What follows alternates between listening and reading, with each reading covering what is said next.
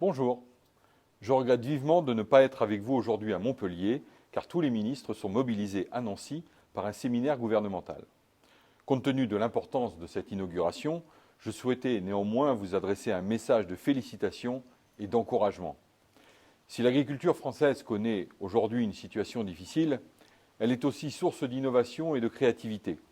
Elle doit mettre en œuvre de nouveaux leviers pour être plus performante économiquement et écologiquement, afin d'offrir aux agriculteurs des conditions de vie et un salaire décent.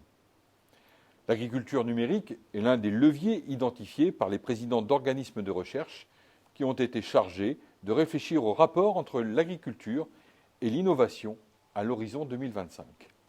Je compte sur les chercheurs et les enseignants-chercheurs pour travailler avec les représentants des filières pour permettre à l'agriculture d'utiliser au mieux ces technologies, afin de disposer d'armes adaptées pour relever de nouveaux défis. Il faut continuer à produire plus et mieux en réduisant encore le recours aux produits phytosanitaires et aux engrais et permettre à l'agriculture de mieux répondre aux besoins de la société pour disposer d'une meilleure part dans la valeur ajoutée créée. Loin de l'image d'une agriculture ultra-technologique réservée à des structures capitalistiques capables d'investir sur des technologies sophistiquées et coûteuses, le numérique peut et doit bénéficier à toutes les formes d'agriculture. Pour limiter le recours à des produits qui sont autant d'assurances, les agriculteurs ont besoin de plus de connaissances et en particulier de davantage d'observations, de données et de décisions expertes. L'agriculture numérique peut bien sûr y contribuer.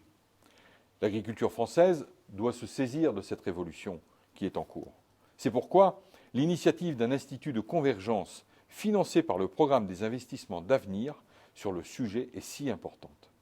Elle permet de rassembler les forces de recherche et de formation et de l'innovation pour mettre ensemble au service des agriculteurs. La force de frappe construite à DigitAg est unique au monde.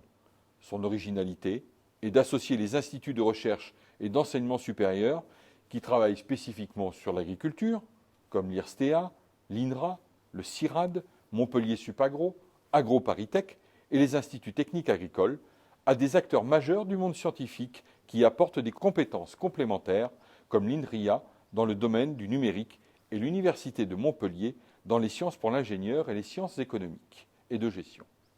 La présence d'une société d'accélération du transfert de technologies et de 8 entreprises de services à l'agriculture est un gage d'engagement de l'Institut pour l'innovation.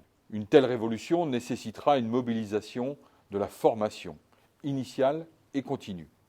La Graduate School de DigitAg, largement portée par Montpellier Supagro et ses partenaires, Université de Montpellier et AgroParisTech, constitue un outil parfaitement adapté pour y répondre. Je me réjouis que sur les 10 instituts de convergence retenus par le Commissariat général à l'investissement, 2 travaillent sur des questions ayant trait à l'agriculture, l'un sur le numérique, l'autre sur les sols et le changement climatique. Cela montre combien l'apport de la science est indispensable pour permettre de relever les défis auxquels l'agriculture est confrontée, la sécurité alimentaire dans le monde, le changement climatique et la lutte contre la pauvreté. Les agriculteurs ont besoin de plus de science, de plus d'innovation, de plus de formation. Je conclurai par un vœu et un engagement. Le vœu que cet institut qui est lancé aujourd'hui contribue à mieux faire prendre conscience aux Françaises et aux Français du besoin de science de l'agriculture et constitue l'un des lieux privilégiés où les chercheurs, les agriculteurs et les citoyens pourront dialoguer ensemble afin d'inventer un monde meilleur. L'engagement, il est tout simple, me rendre à Montpellier avant la fin de l'année pour prendre avec vous connaissance de ce pôle mondial de recherche sur l'agriculture. Je vous dis donc à très bientôt.